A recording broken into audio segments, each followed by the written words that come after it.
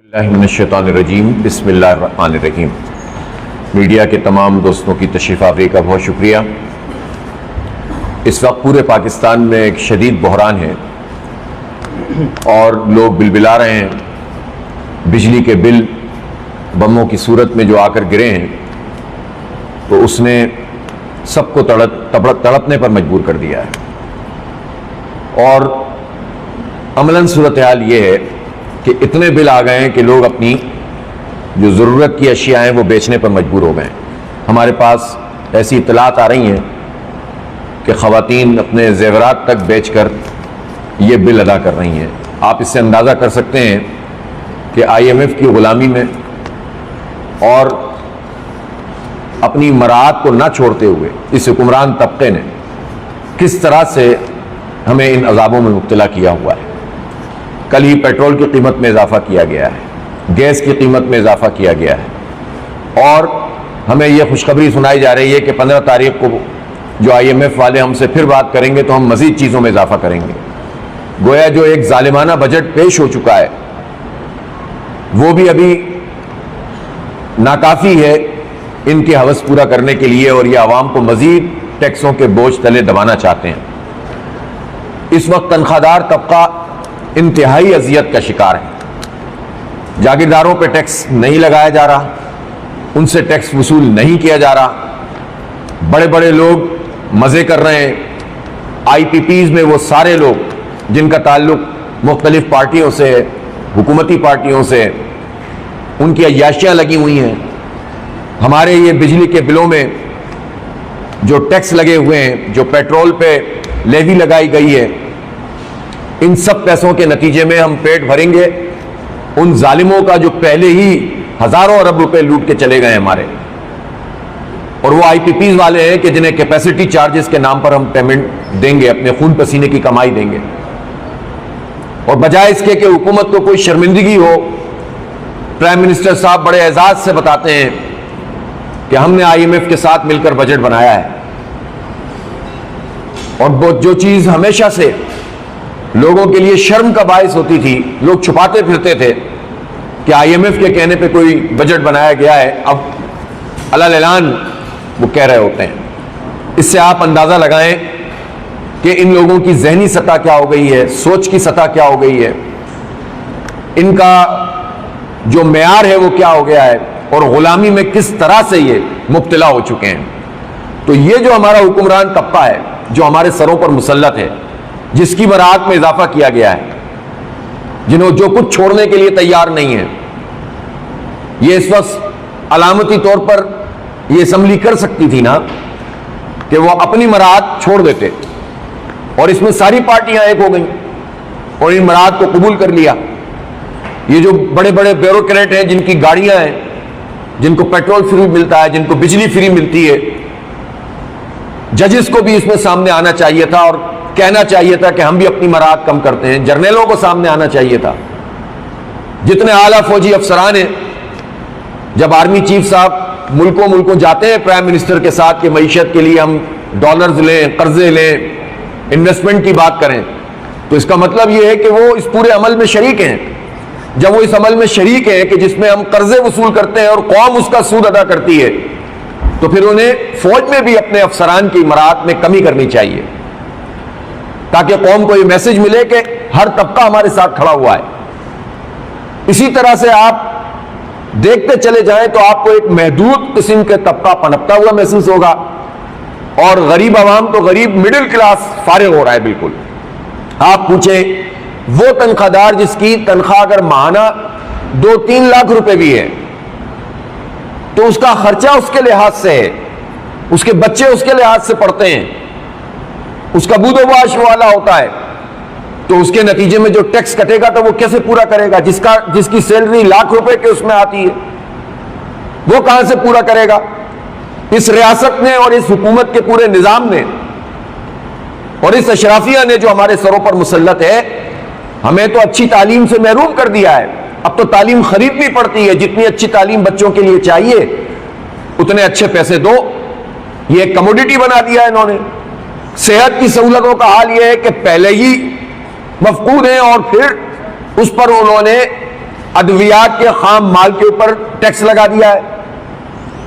پھر انہوں نے ایک اور کام یہ کیا ہے کہ جو بہت بنیادی قسم کے جن کا تعلق جان بچانے سے بھی ہے، مثال کے طور پر اینجیوگرافی اگر کرنی ہے، اسٹینٹ ڈالنا ہے دل کے مریض کو، اس میں بھی 18%، 20% ٹیکس لگا دیے. تو آپ یہ بتائیں کہ پاکستان میں گورنمنٹ سیکٹر میں کتنے فیصد لوگوں کو جو ہے دل کے مریضوں کو سہولت حاصل ہے؟ تو کجا یہ جو پرائیویٹ سیکٹر میں لوگ جا کر علاج کرانے پر مجبور ہیں، مزید وہ مہنگا ہو جائے گا. تمام چیزوں کو جو ہے وہ آپ اس طرح سے لے رہے ہیں. پھر ایکسپورٹ کے اوپر ٹیکس لگا دیا، جس کے نتیجے میں اگر کوئی رئیس صحیح ہماری کوئی اپرچونٹی ہوتی ہے کہ چلیں صنعتیں کام کریں گی، ایکسپورٹ ہوگی، اس سے پاکستان کو کوئی فائدہ ہوگا، تو اس ایکسپورٹ کے اوپر بھی اضافی ٹیکس لگا دیے، لیوی کے اوپر بھی مزید ٹیکس لگا دیا، بجلی کے اوپر ایک فکس ٹیکس لگا دیا. کہاں جائیں لوگ؟ کیا کریں؟ ظاہر ہے کہ عوام کو اس طرح سے ہم تنہا تو نہیں چھوڑ سکتے کہ وہ مارے مارے پھرتے رہے. کوئی ایک دن اعلان کرے ہڑتال کا، کوئی دوسرے دن اعلان کرے ہڑتال کا، لوگوں کو پتہ ہی نہ چلے کہ کون کر رہا ہے، کیا کر رہا ہے. پولیٹیکل پارٹیز کو تو کوئی اس وقت عوام کا خیال ہے نہیں، سب اپنے اپنے دھندوں میں لگے ہوئے ہیں. جماعتیں ہیں کیا؟ ان کے اپنے اندر جمہوریت نہیں ہے، ان کا اپنا کنڈکٹ جو ہے وہ عجیب و غریب ہوا ہے. ہم ان کی طرف نہیں جاتے، لیکن جماعت اسلامی نے اس بات کا فیصلہ کیا ہے کہ عوام کو اس طرح در بدر کی ٹھوکریں کھانے پر ہم نہیں اس طرح سے دیکھ سکتے تماشا. اور ہم سمجھتے ہیں کہ ان کے اس پورے مسئلے کو جینوئن طریقے سے لیڈ کرنا چاہیے. پہلی بات تو یہ ہے کہ ہم ملک گیر ہڑتال پر مشاورت کر رہے ہیں اور اس کو بھی جو ہے وہ اڈاپٹ کریں گے. لیکن ہم نے آج اپنی مشاورت میں 2 دن پورے پاکستان کی لیڈرشپ آئی ہوئی تھی، اور پھر اس کے بعد آج ہم نے اپنے جو ہمارے صوبے ہیں اور ہمارے شہر ہیں، اہم ترین جو مراکز ہیں، ان سب کی ایک میٹنگ ابھی تھوڑی دیر پہلے مکمل ہوئی ہے، اور اس میں یہ فیصلہ کیا ہے کہ ہم 12 تاریخ کو انشاءاللہ اسلام آباد میں ایک زبردست عظیم الشان دھرنا کریں گے. یہ احتجاجی دھرنا بجلی کے بلوں میں کمی کے لیے ہوگا، ٹیکسوں کی کمی کے لیے ہوگا، مراعات یافتہ طبقے کو اپنی مراعات ختم کرنی ہوں گی، بجلی کے پر یونٹ ویلیو کو کم کرنا ہوگا اور ان ٹیکسز کے اس کے نظام کو ختم کرنا ہوگا. اور یہ جو ظالمانہ سلیب سسٹم ہے کہ 200 یونٹ پر آپ کی 2000 ہوں گے، 4000 ہوں گے، 2000 ہوں گے، اور اس کے بعد آپ 1 یونٹ بڑھ جائے تو 5000 روپے میں اضافہ ہو جائے، یہ سلیب سسٹم کے خلاف، اس کے خلاف بھی دھرنا ہوگا. اور ہم وہاں بیٹھیں گے اور پھر ہم دیکھتے ہیں کہ حکومت کس طرح سے یہ ظالمانہ اقدامات کر رہی ہے. ان کو پیچھے ہٹنے پہ انشاءاللہ اللہ نے چاہا تو مجبور ہے. کہاں جائیں؟ مارے مارے پھر رہے ہیں تنخواہ دار لوگ. ایک طرف صورتحال یہ ہے کہ 2 سال میں یہ فرق واقع ہوا کہ گزشتہ سے 65 سال کے مقابلے میں گزشتہ سال میں 119% جو پروفیشنل لوگ تھے وہ ملک چھوڑ کر چلے گئے، اور لوگ تلاش کر رہے ہیں کہ کسی طرح ہمیں راستہ ملے اور ملک سے باہر چلے جائیں. یہ ڈاکٹرز، یہ انجینئرز، یہ آئی ٹی اسپیشلسٹ، یہ پروفیشنل لوگ، یہ چارٹرڈ اکاؤنٹنٹس، یہ اگر ملک میں نہیں رہیں گے تو کون چلائے گا نظام؟ میڈیکل کی فیلڈ میں اتنا بڑا خلا ہے، پیرامیڈیکل اسٹاف ہے، اس کی پاکستان کو ضرورت ہے. ہر جگہ آپ لوگ تلاش کر رہے ہیں کہ دنیا میں جگہ تلاش کریں اور پاکستان سے جائیں. اس کی وجہ یہ ہے کہ پہلے مہنگائی، بے روزگاری، بدامنی اور پھر ٹیکسوں کی بھرمار. جو پروفیشنل آدمی ذرا کسی اچھی جگہ پر کمانے کے قابل ہے اپنی پیشہ ورانہ صلاحیتوں کے اعتبار سے، تو اب آپ اس پہ مزید ٹیکس عائد کر دیں تاکہ پھر وہ اس قابل نہ رہے کہ ٹھیک ہے اس ملک سے ہم چلے جاتے ہیں. چونکہ جب وہ دیکھتا ہے کہ تعلیم بھی خریدنی ہے، امن بھی خریدنا ہے، صحت کی سہولت بھی خریدنی ہے، اور ٹیکسوں پہ ٹیکس لگ رہا ہے، تو یہ جب حکومت کچھ بھی نہیں دے رہی تو پھر ہم یہاں کیا کریں؟ اور یہ وہ ایک عمومی رجحان ہے جو پاکستان کے نوجوانوں میں پیدا ہو چکا ہے، جو پاکستان کے لیے اچھا نہیں ہے. اس حکمران طبقے نے ہمارے نوجوانوں کو یہ پاکستان دیا ہوا ہے. ہم اس پاکستان کو ان ظالموں کے ہاتھ میں دے کر مزید برباد نہیں کر سکتے. 25 کروڑ لوگ باہر نہیں جا سکتے. 30 سال تک کی عمر کے تقریباً 60% لوگ ہیں اس میں سے. آپ اندازہ لگائیے، یہ کوئی 15 کروڑ کی تعداد بنتی ہے. 15 کروڑ لوگ کیا ملک سے باہر چلے جائیں گے؟ تو پھر کیا کریں گے؟ منشیات کے اڈے کھلے ہوئے ہیں، اسٹریٹ کرمنل پیدا ہو رہے ہیں. اور رہی صحیح کسر یہ ہے کہ بس ہر چیز کو کنٹرول کرنے کے لیے طاقت کا استعمال کرو، آپریشن کرو، اس مائنڈ سیٹ کے ساتھ اس ملک کو چلایا جا رہا ہے۔ مرضی کے نتیجے حاصل کرو، فارم 47 کی حکومتوں کو مسلط کرو، اور اس طرح سے جو ہے وہ پورے کے پورے اقتدار پہ قبضہ کر لو اور عیاشیاں کرو، لوٹ مار کرو، تو یہ تو نہیں چلے گا کہ ان نوجوانوں کو، پاکستان کے عوام کو ہم اس طرح سے تنہا نہیں چھوڑ سکتے۔ 12 تاریخ کو انشاءاللہ یہ تاریخی دھرنا ہوگا اسلام آباد میں، یہ جماعت اسلامی کا دھرنا ہے۔ حکومت سے کہتا ہوں کہ وہ ہوش کے ناخن لے، وہ اپنی چیزوں کو ٹھیک کرو، عوام کو ریلیف دو، بجلی کے بل کم کرو، ٹیکس کم کرو، کوئی دوسری صورت نہیں ہے اس کے علاوہ۔ ہم وہاں بیٹھیں گے اور پھر بیٹھیں گے، اور پھر اس کے بعد وہیں سے بیٹھ کر بات کریں گے، پھر پورے پاکستان میں بھی اس تحریک کو وہیں سے بیٹھ کر چلائیں گے انشاءاللہ۔ یہ حق دو عوام کو تحریک ہے، یہ حق دو پاکستان کو تحریک ہے، یہ جماعت اسلامی نے شروع کر دی ہے۔ ابھی کوئی انتخاب نہیں ہے، ہم اس طرح کی پارٹی نہیں ہے کہ جب انتخاب ہو تو پارٹیاں طلوع ہو جائیں اور انتخاب ختم ہو تو پارٹیاں غروب ہو جائیں۔ ہم جو سیاست کرتے ہیں وہ عوام کی بنیاد پر کرتے ہیں، اس کو عبادت سمجھ کے کرتے ہیں، عوام کے ایشوز پر کرتے ہیں۔ ہماری سیاست نفرت کی نہیں ہے، افراد کی نہیں ہے، ہماری سیاست جو ہے عوام کے حق کی خاطر ہے۔ اس لیے حق دو عوام کو تحریک ہم شروع کر رہے ہیں، اور 12 تاریخ کو انشاءاللہ تاریخی دھرنا ہوگا، اور اس دوران میں ہڑتال کے حوالے سے بھی ہم مشاورت کر رہے ہیں۔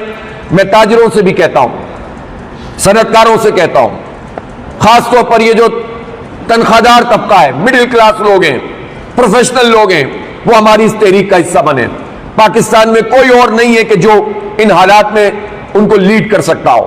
جماعت اسلامی اپنا فرض ادا کر رہی ہے، اور یہ دائرہ جتنا وسیع ہوگا،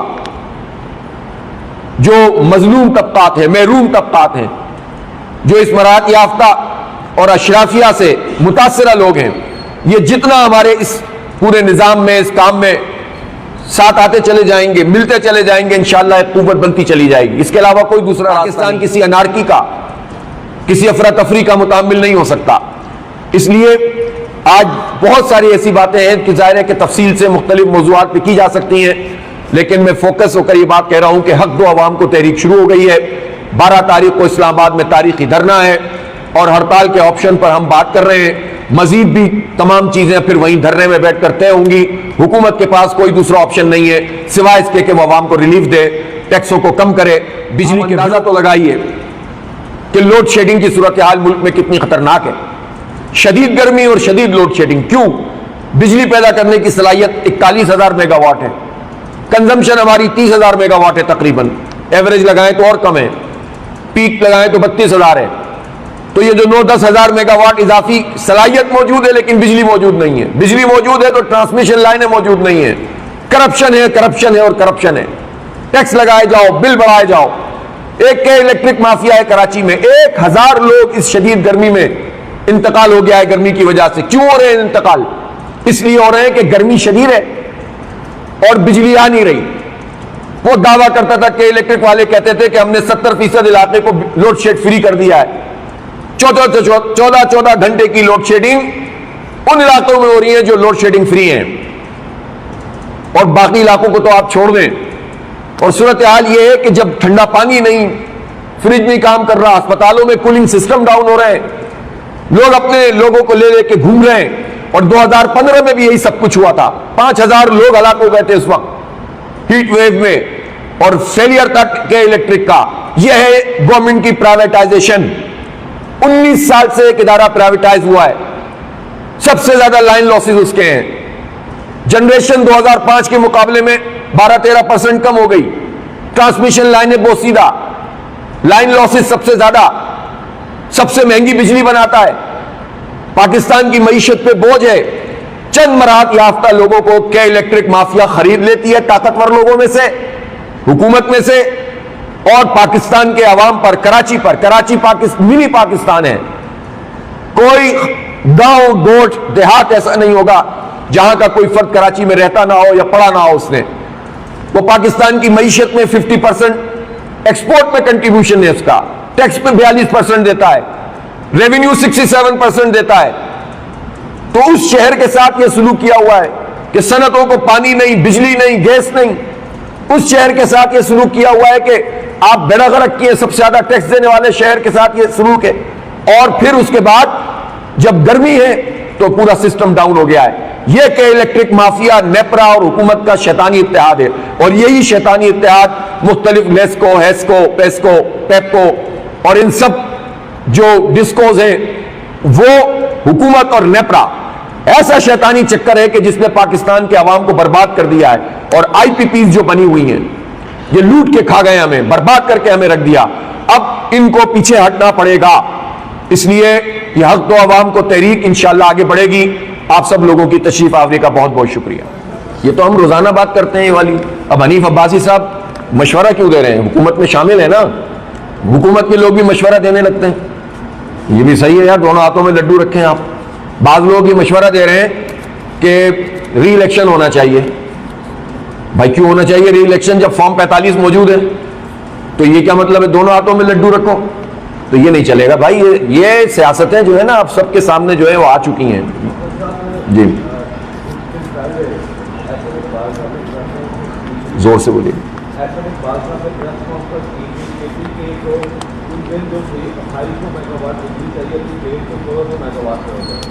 تو میں نے ان سے ایک بات پوچھا تھا کہ جب آپ کے پاس آپ اگر ایک ڈبیٹ اور بجلی فراہم نہیں کر رہی اس کی وہاں سے, تو ان کا کہنا تھا کہ ہم چوری کی بنیاد پر نہیں دے سکتے, جبکہ اگر ملک کی انسٹال کیپیسٹی جو ہے 40,000 میگا واٹ ہے.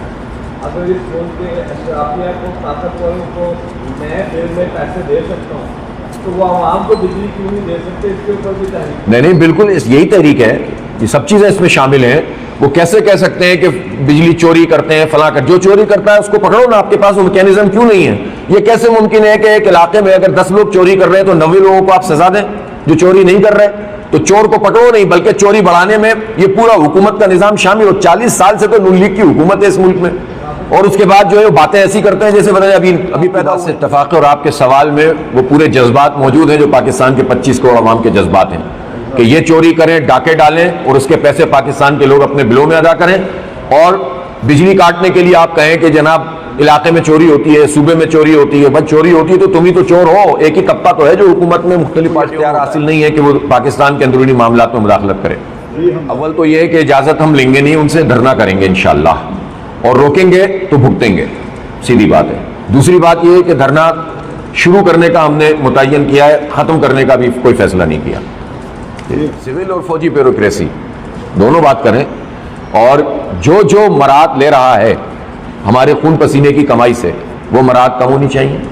کوئی آدمی محنت کرتا ہے اس کو اجرت ملنی چاہیے, لیکن مراد کیوں دیں گے ہم؟ جماعت اسلامی کے بارے میں آپ لوگ اچھی طرح جانتے ہیں کہ یہ ہمارے لیے کوئی نئی بات نہیں ہے. حکومتیں ہمیشہ اسی طرح سے عوامی رائے کو کچلنے کی کوشش کرتی ہیں, لیکن جماعت اسلامی عوام اور جمہور کی طاقت سے اپنے جائز قانونی سیاسی جمہوری آئینی حق کے مطابق جد و جہد پر یقین رکھتی ہے. آپ کچلنے کی کوشش کریں گے تو یہ تو مزاحمت اور بڑھ جائے گی. یہ جماعت اسلامی ہے, اس کو تو روکا نہیں جا سکتا انشاءاللہ, اور یہ حکومت سوچے بھی نہ یہ کام کرنے, بہت مشکل میں آ جائے گی. شکریہ جناب, تھینک یو.